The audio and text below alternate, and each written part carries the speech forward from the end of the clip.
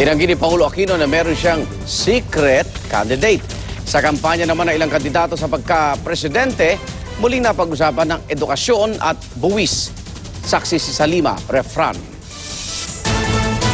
Sa isang presidential forum kung saan mag-isa lang nakadalo si LP Presidential Bet Mar Rojas, inilatag niya ang mga plano para sa edukasyon. Kabilang dyan ang maayos na transition sa K-12 program at pagsasanay sa mga guro at college scholarship grants para sa mga high school valedictoria.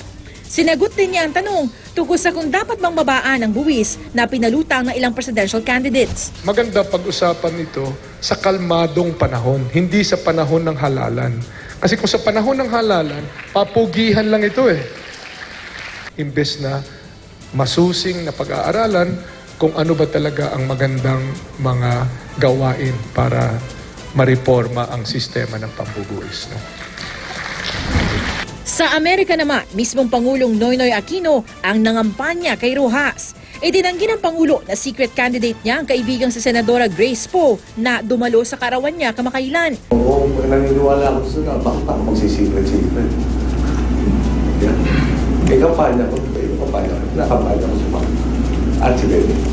Sinuyo naman ni Mayor Rodrigo Duterte at Senador Alan Peter Cayetano ang mga vendor at driver sa UP Diliman. Sabay pa nga kung mapag-aaral sa UP ang kanilang mga anak kung manalo sila.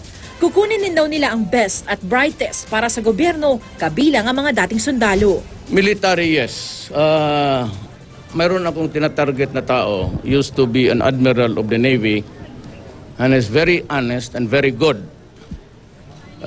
I need guys like him sa PDEA, kasi drugs or BIR or customs. Sa pagdidipo naman ng mga negosyanteng Pilipina, naglatag ng plataporma si Poe, kabilang ang pagbaba ng buwis ng maliit na negosyo at tax exemption pa nga sa unang taon ng operasyon. Susugpuin din daw ang krimen at katiwalian para maengganyo lalo ang mga negosyo. Pati mga may bahay, hinikayat na magkaroon ng kabuhayan. Iba pa rin pag may sarili kang pera. Iba pa rin pag ikaw ay nagtatrabaho.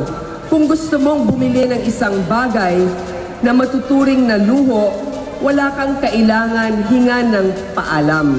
Kung gusto mong tumulong sa pamilya mo o sa kaibigan mo, may ibibigay ka. Wala namang schedule ng kampanya ang tambalang Binay Hunasan at Defensor Santiago Marcos.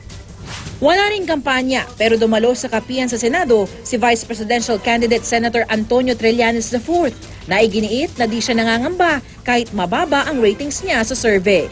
Ako si Salima Refran, ang inyong saksi